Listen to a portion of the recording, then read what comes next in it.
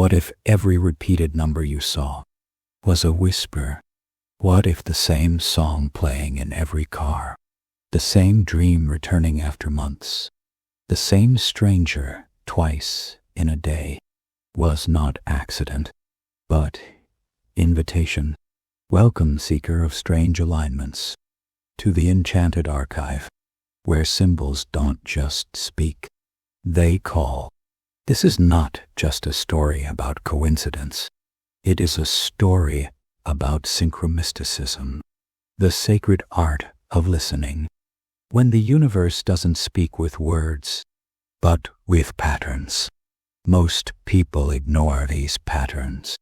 Some fear them, but a few, they follow because they've lived it.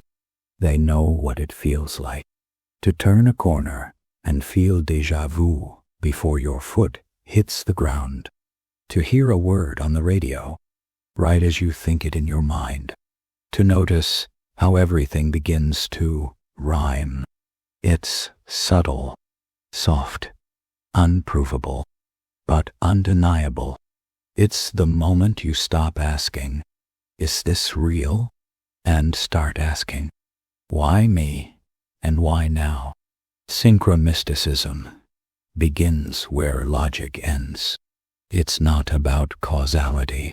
It's about meaning. What does it mean when your dream shows an owl and the next morning a real one lands outside your window? What does it mean when a movie filmed decades ago seems to mirror a global tragedy that hadn't yet occurred? What if meaning flows backward? What if the future leaves ripples in the past? Stay with me. By the end of this journey, you may never look at a coincidence the same way again. Let's begin, not with answers, but with memory. Long before Synchromysticism had a name, its roots grew deep in the esoteric soil of history, in the hidden libraries of Gnostic sages, in the moonlit rituals of Hermetic philosophers, in the silent prayers of alchemists who believed the universe was speaking in metaphor. Gnosticism, a mystic path from the 1st century, taught that this world was not the end, but a shadow, that behind this illusion stood a truer world, a divine order, obscured by a false creator, the demiurge, and that to escape the illusion, one had to read the signs, not with the mind alone, but with Gnosis, a knowing that burns from within. Hermeticism echoed this wisdom. As above, so below. As within, so without. If everything mirrors everything, then nothing is truly random. The stars above speak to the soul below. The alchemists, astrologers, and Kabbalists of the Renaissance carried this flame forward. They saw the world not as matter, but as manuscript. Every movement, every symbol, a sacred sentence from the divine. Then came the modern prophets. Jung, Kotze, Crowley, McKenna, Kostler, Dort.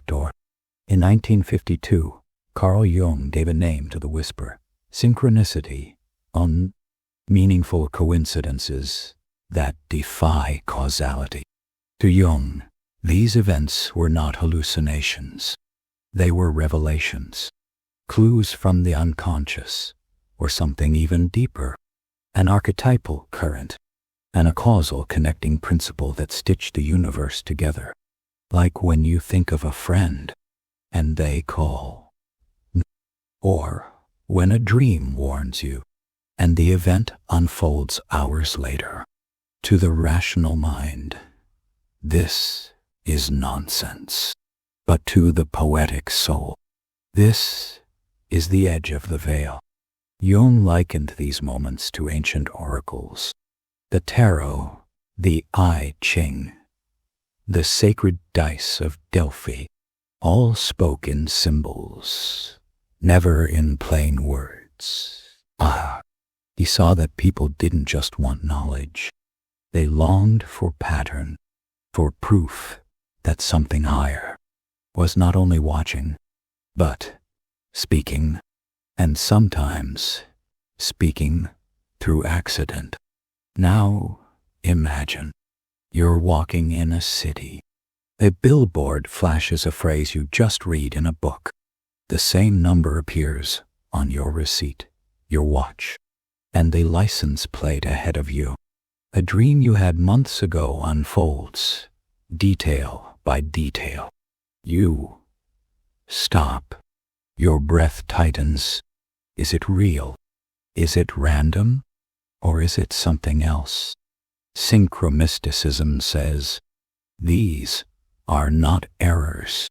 They are echoes, traces of a cosmic intelligence, woven into the fabric of your perception. Some call it apophenia, the mind seeing patterns in noise. But Synchromysticism says, the mind recognizes what the soul already knows, that the universe is not a machine, but a mirror. And sometimes the mirror speaks. In the 1960s and 70s, the counterculture lit the path forward.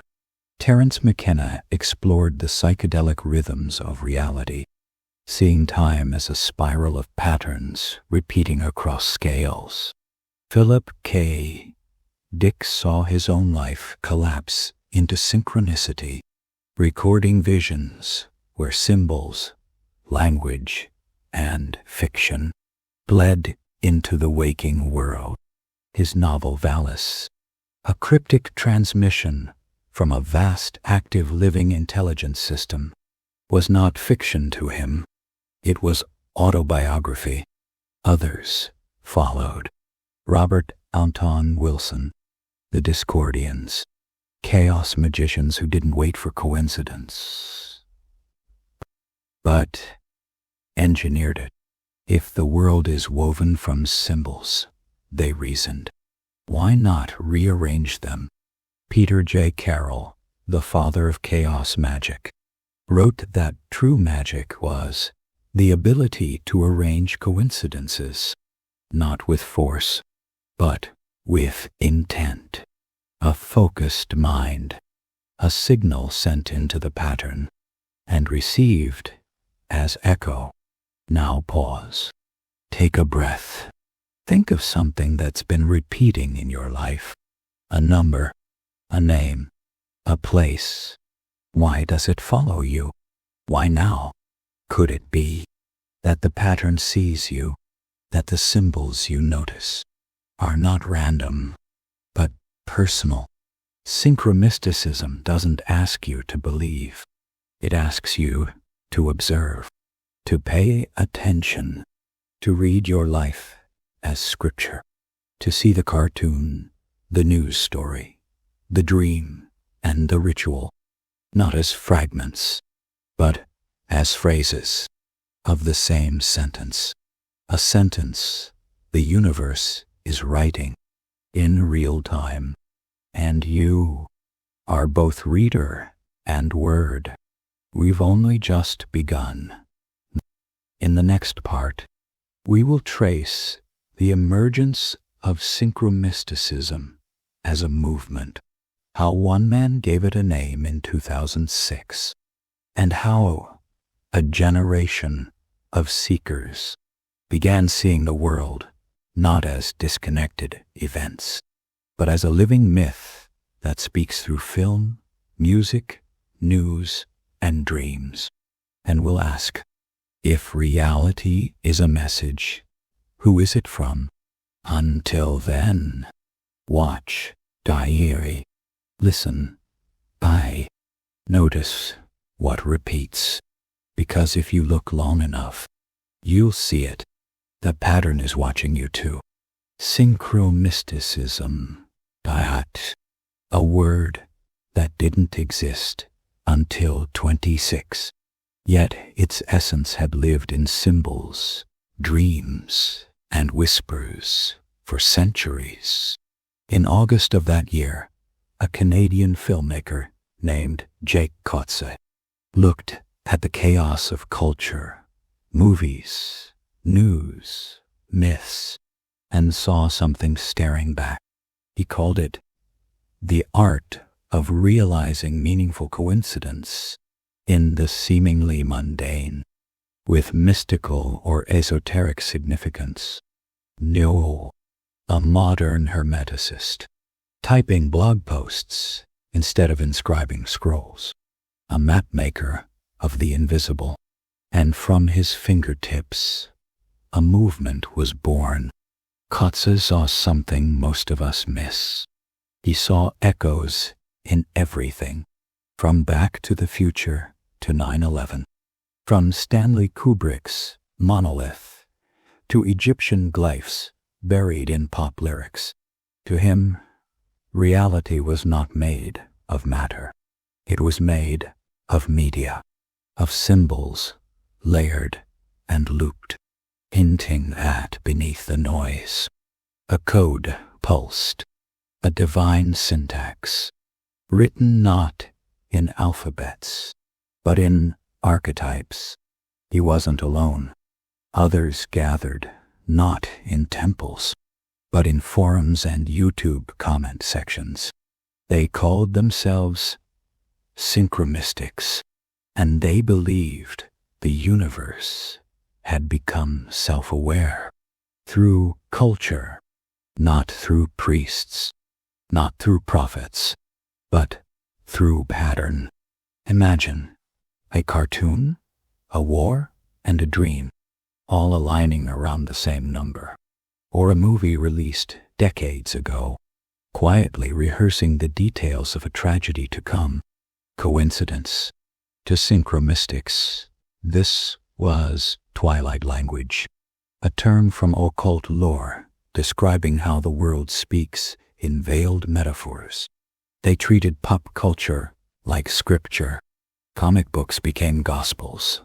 Hollywood, an unknowing oracle.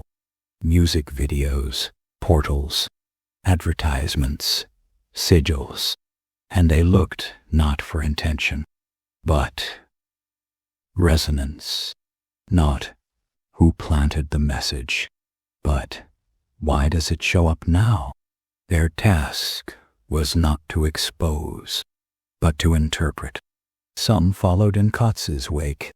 Steve Wilner, aka Soundless Dawn, created dreamlike video colleges that layered film, myth, and news into kaleidoscopic revelations.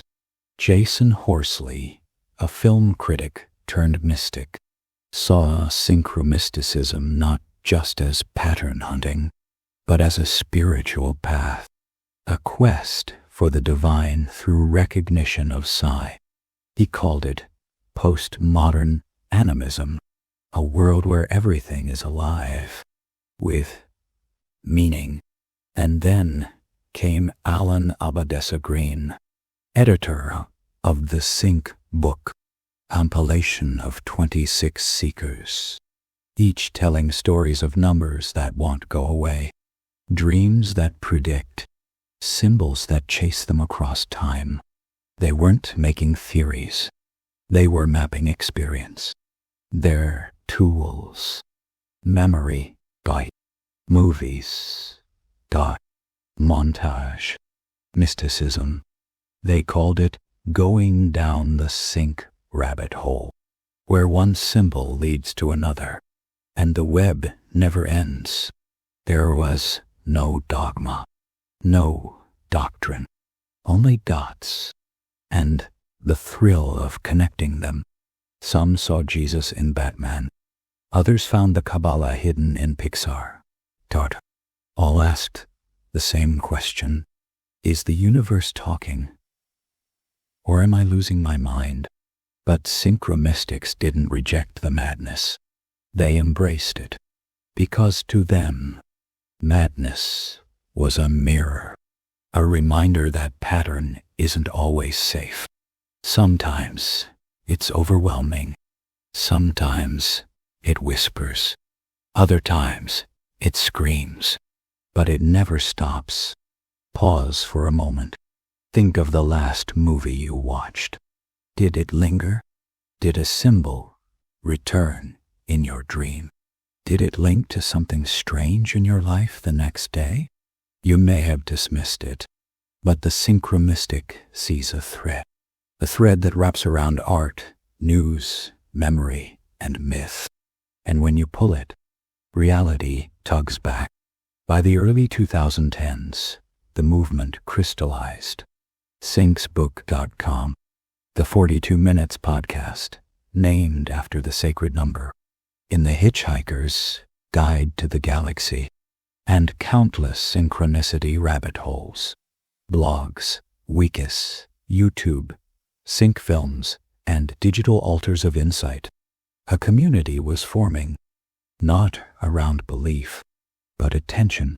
They weren't waiting for the world to reveal its secrets. They were catching them in real time. A logo in one film, a phrase in another, a political headline, a mythic arc. From scattered fragments, they made mosaics. Fractal cartographers, they called themselves, mapping the invisible. They saw the internet not as distraction, but as medium, a living oracle, constantly spitting symbols, and their job was to interpret. But not everyone understood. To outsiders, Synchromysticism looked like chaos, aphonia, the mind making meaning where there is none. Confirmation bias, they said. You're connecting dots that don't belong together. But the Synchromystics replied, what if the connections were always there, and you just stopped seeing? Even scholars took notice. Some called it a new vernacular religion. Others called it spiritual art. But all agreed this was not just entertainment. This was myth-making in the digital age. The gods no longer descended from Olympus. They appeared in Netflix, in commercials, in memes, and the sacred text, your daily experience. Now, ask yourself, what symbols follow you? What name keeps showing up? What number won't leave you alone? What image makes your chest ache, though you've seen it 1,000 times? Synchromysticism is not a belief. It is a lens. And once you put it on, you cannot take it off, because you no longer live in a random world. You live in a mirrored maze, and everything you pass is passing through you.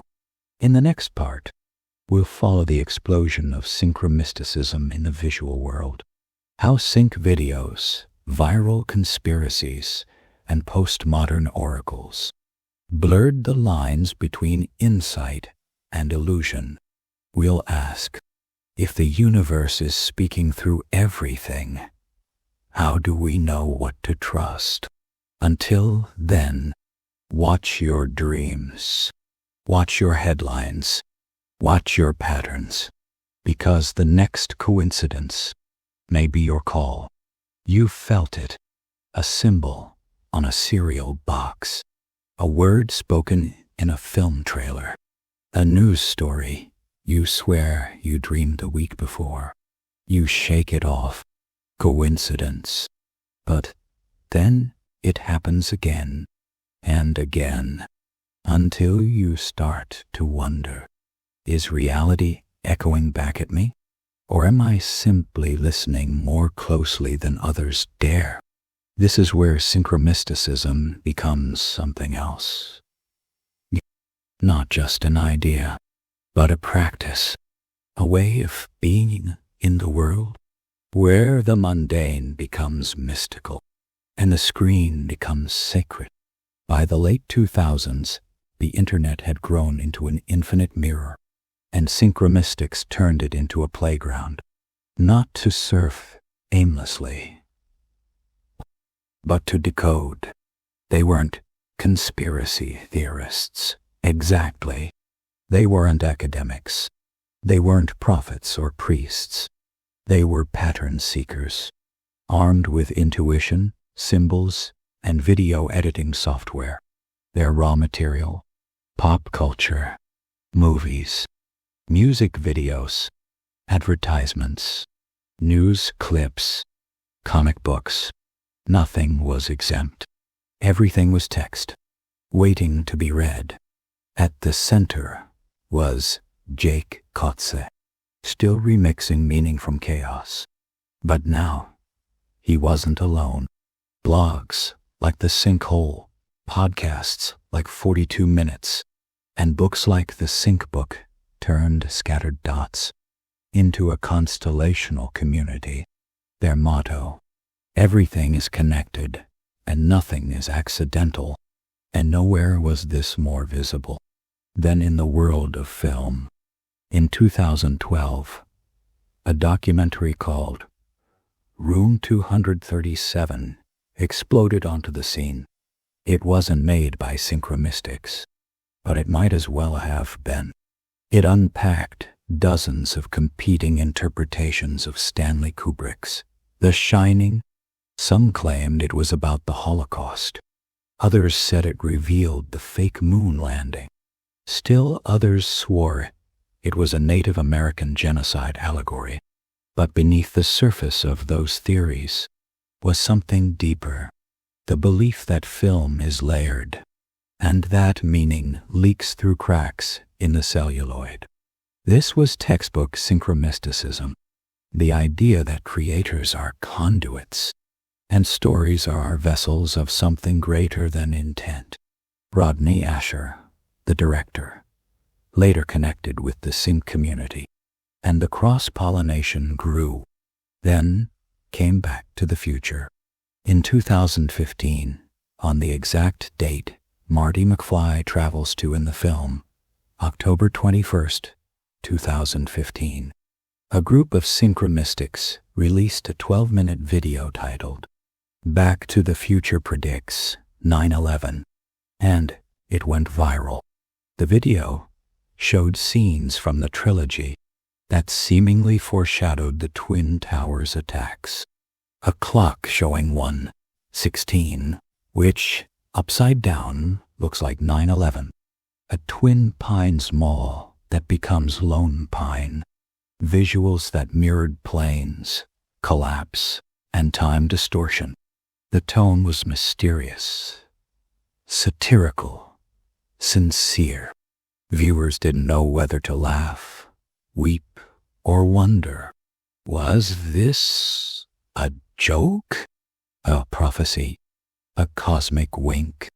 The Washington Post covered it, calling it an esoteric belief system with a small but devoted following.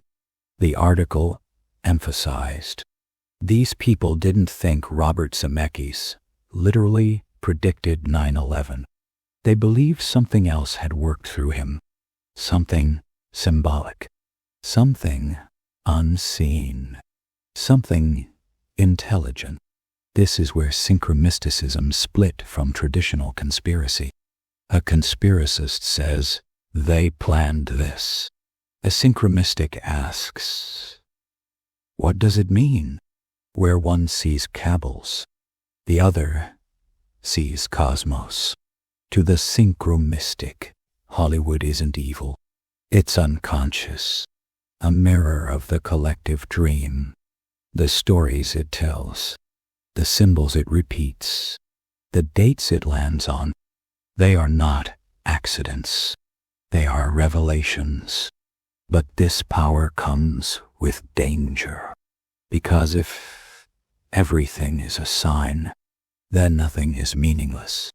You start to see patterns in breakfast commercials, You hear messages in pop songs. You find your birthday in headlines, receipts, billboards. It becomes overwhelming. A hall of mirrors without an exit. The synchromistic walks a tightrope between gnosis and madness. And yet, they press on. Because for many, these patterns aren't just curiosities. They're healing. They whisper, "You're not alone." There is order in the chaos. There is guidance hidden in the glitch. And perhaps there's love. The love of a universe that wants to be known.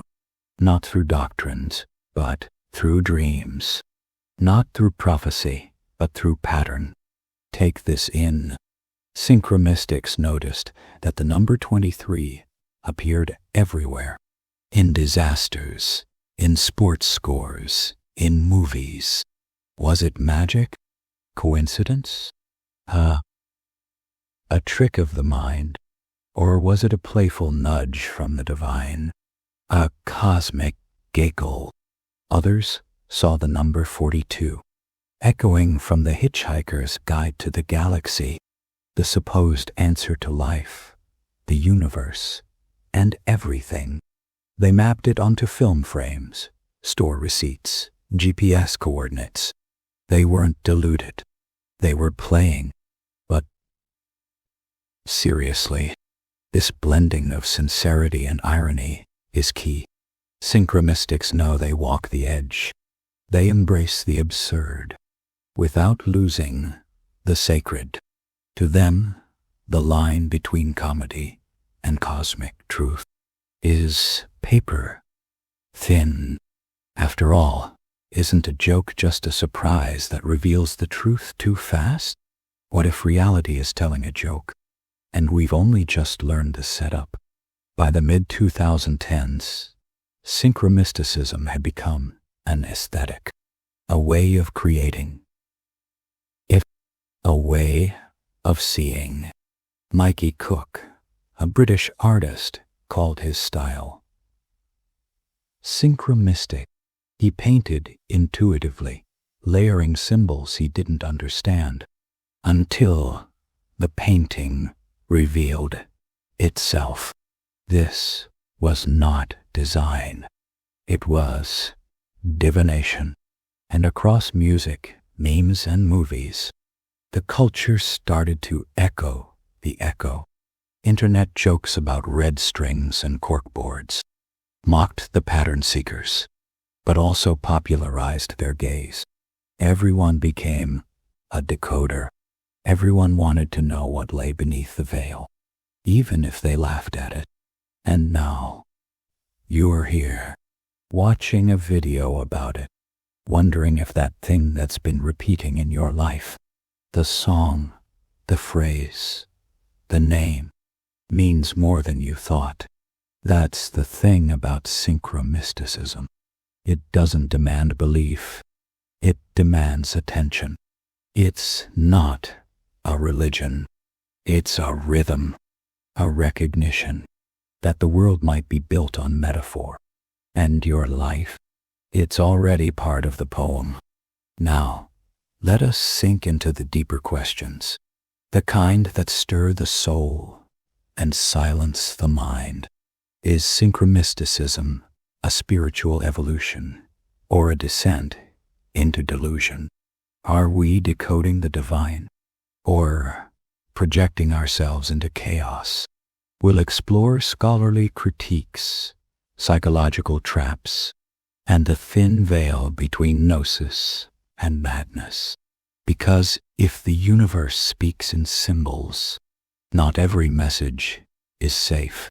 What happens when everything begins to mean something? When the face of the news anchor, the book on the shelf, the lyrics you overheard in a coffee shop, all start to feel stitched into a message meant just for you. What begins as awe can slowly become overwhelm, and what starts as a whisper can become a roar you can't escape.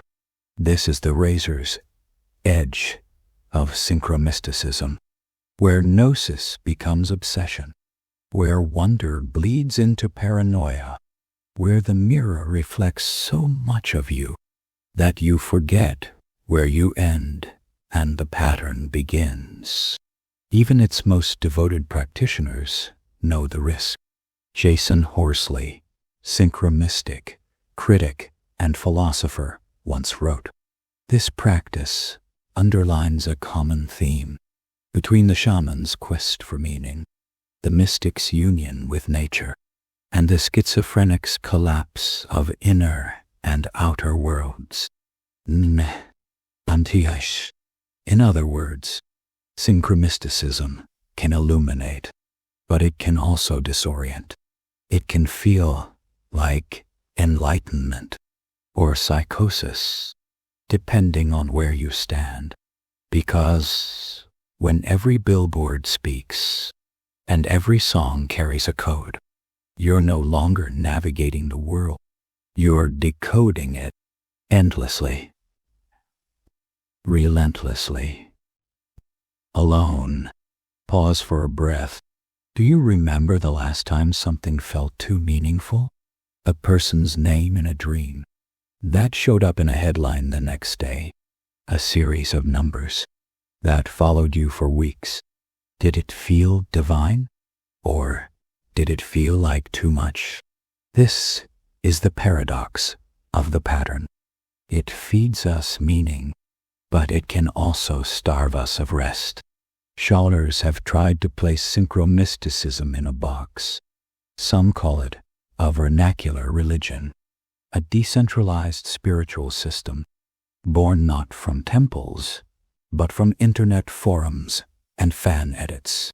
Carol Cusack and Stephen Sutcliffe classify it as an invented religion, not because it's fake, but because it is self-assembled, a personal mythology built from dream fragments, movie scenes, and historical echoes. They describe it as a part spiritual system, part conspiracy culture, part artistic practice. Dreamscape. A hybrid born of a chaotic world, longing for order, not a new faith, but a new way of seeing. Others are more skeptical. Psychologists label it apophenia, the human tendency to find patterns in random data. To see faces in clouds, animals in inkblots, connections where none exist, or pareidolia, projecting familiar forms into chaos. And they're not wrong. The mind is a pattern machine, and in the era of infinite content, patterns are easy to find, even when they're meaningless.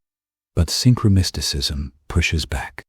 It says, what if some patterns aren't imagined? What if some symbols persist because they belong? What if what we call apophenia is actually spiritual literacy? What if the insane person and the prophet are both hearing the same signal, but only one has the strength to interpret it with grace? The truth is complicated.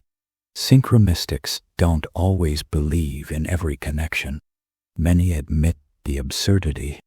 They play with meaning, like a child plays with stars, connecting them into animals, warriors, gods.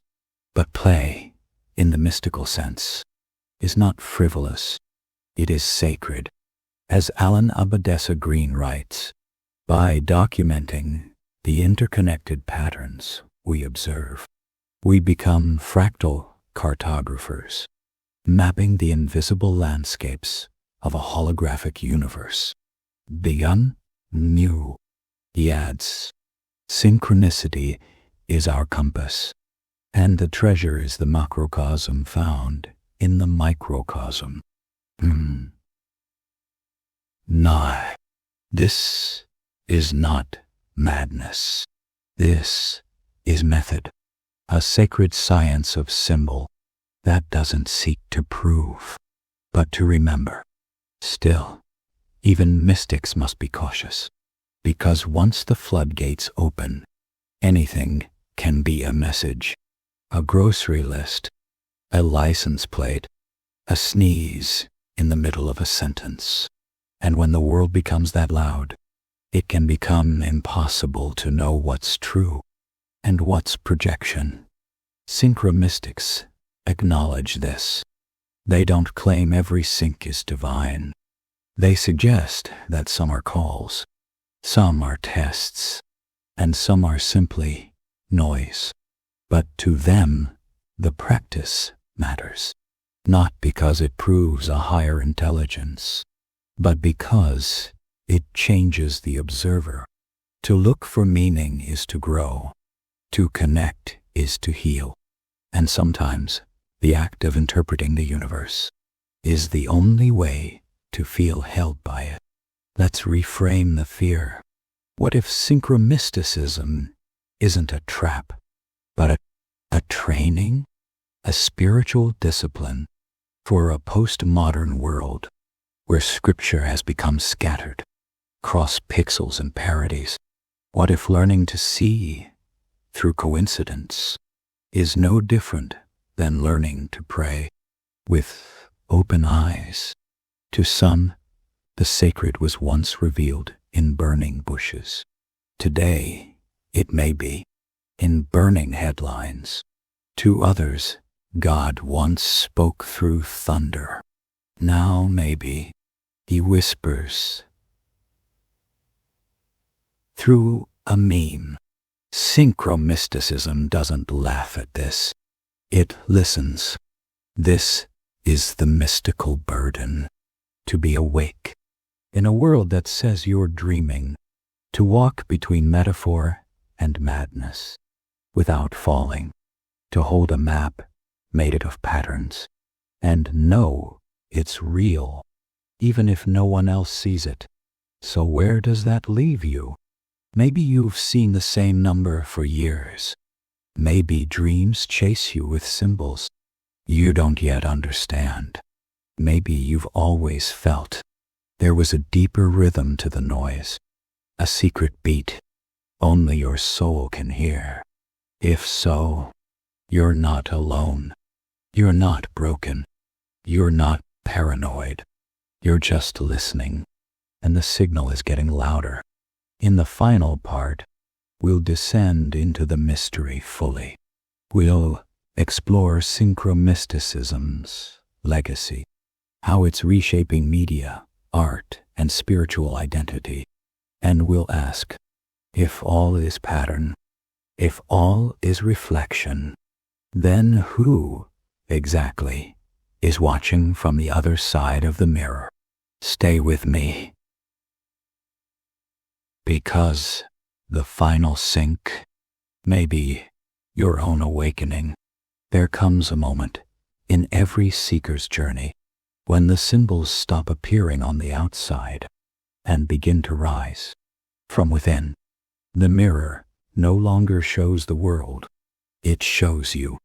And in that still reflection, Synchromysticism reveals its final form, not as a theory, not as a game, but as an invitation to align, to awaken, to remember everything you've seen, the numbers, the films, the dreams.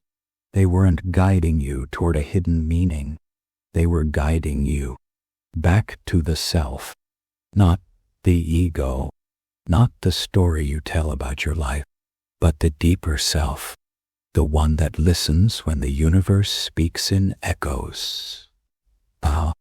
The one that already knows. Synchromysticism is not about what you find. It's about how you see. It's a posture, a perception, a surrender to the possibility that the universe is not only alive, but aware of you.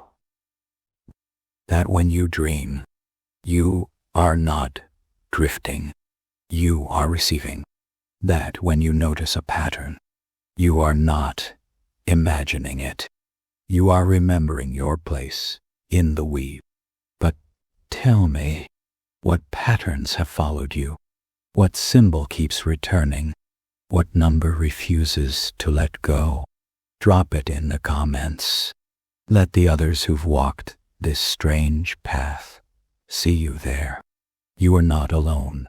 And if any of this has echoed with you, if it stirred something you couldn't name but deeply felt, subscribe and return, because this archive isn't finished with you yet.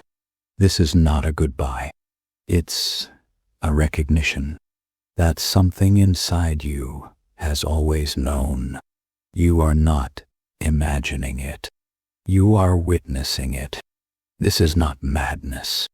This is not superstition. This is not coincidence.